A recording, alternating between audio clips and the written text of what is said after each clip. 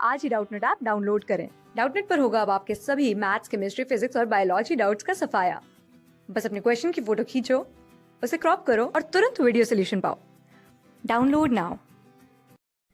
इस क्वेश्चन में हमारे पास दिया हुआ है कि if C is the molar concentration, D जो है वो डेंसिटी ऑफ सॉल्यूशन है और X ऑफ सॉल्यूट जो है वो मोल फ्रैक्शन ऑफ सॉल्यूट है, M of solute molar mass of solute है और M ऑफ सॉल्वेंट जो है वो मोलर मास ऑफ सॉल्वेंट है।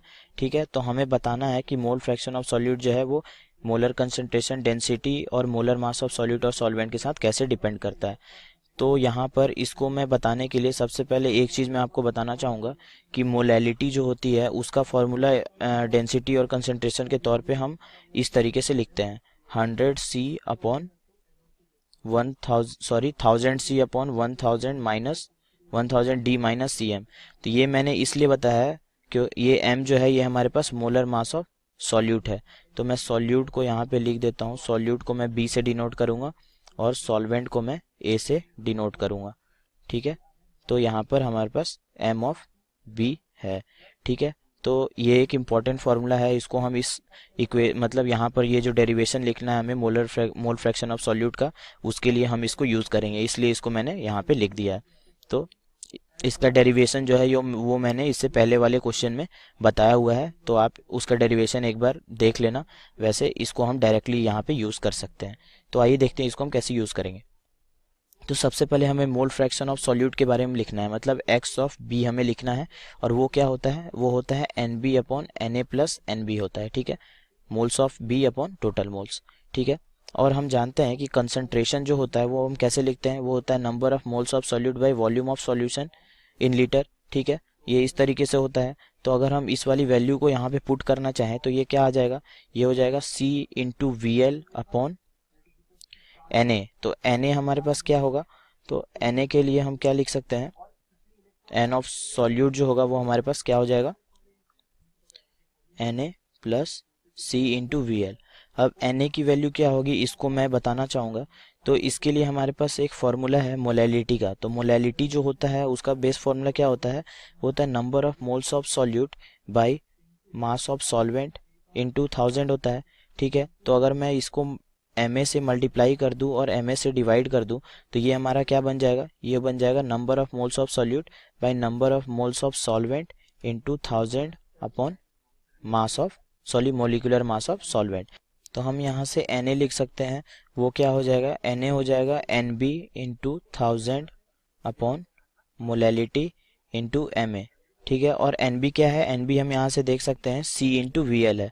तो इसको हम लिख सकते हैं C into VL into 1000 upon M into Ma। अब ये जो वैल्यू Na की आई है उसको मैं इसमें पुट करता हूँ, तो हमारे पास मोल फ्रैक्शन ऑफ सॉल्यूट जो है वो क्या आ जाएगा, वो आ जाएगा C into VL upon Na, मतलब C into VL into 1000 upon molality into molar mass of solvent plus C into VL। ये आ गया।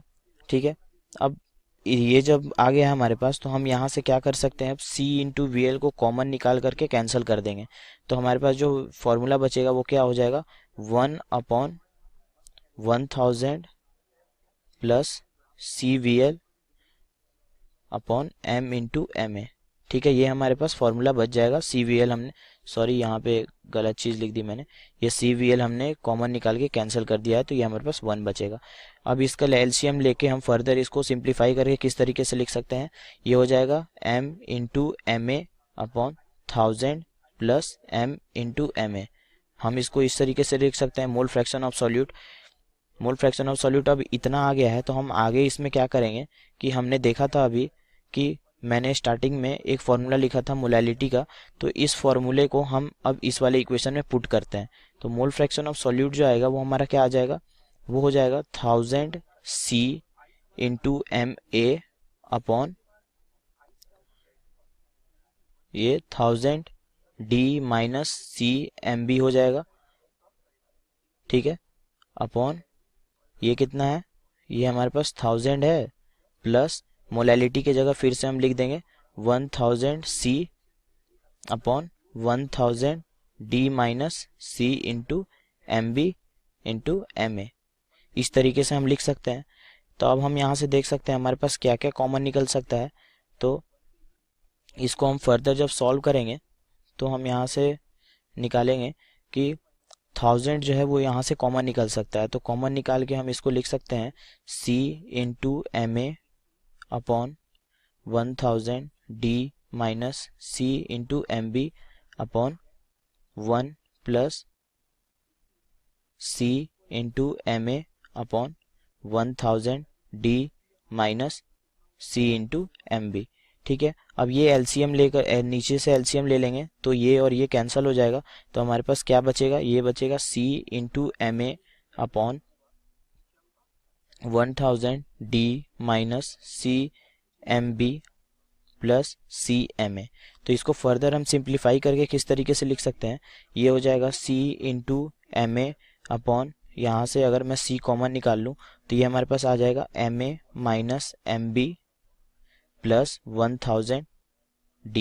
ठीक है, ये हमारे पास मोल फ्रैक्शन ऑफ सॉल्यूट आ जाएगा। तो हम देख सकते हैं ये जो हमारे पास फाइनल रिलेशन आया है मोल फ्रैक्शन ऑफ सॉल्यूट का, वो किसके बराबर है, तो ये आया है C M A, C into M A कहने का मतलब है मोल फ्रैक्शन ऑफ सॉल्वेंट। तो ये आया है C into mole fraction of solvent upon C into mole fraction of solvent minus mole fraction of solute plus 1000 D। यानी कि जो सेकेंड ऑप्शन है वो क्या होगा, वो इस क्वेश्चन का राइट आंसर होगा, क्योंकि यहाँ पर हमारे पास सेम तरह का फॉर्मूला आया है। ठीक है, थैंक यू। क्लास 6 से 12 से लेके नीट, IIT, जेईई मेंस और एडवांस के लेवल तक 10 मिलियन से ज्यादा स्टूडेंट्स का भरोसा। आज ही डाउनलोड करें डाउटनेट ऐप या व्हाट्सएप कीजिए अपने डाउट्स 8400 400 400 पर।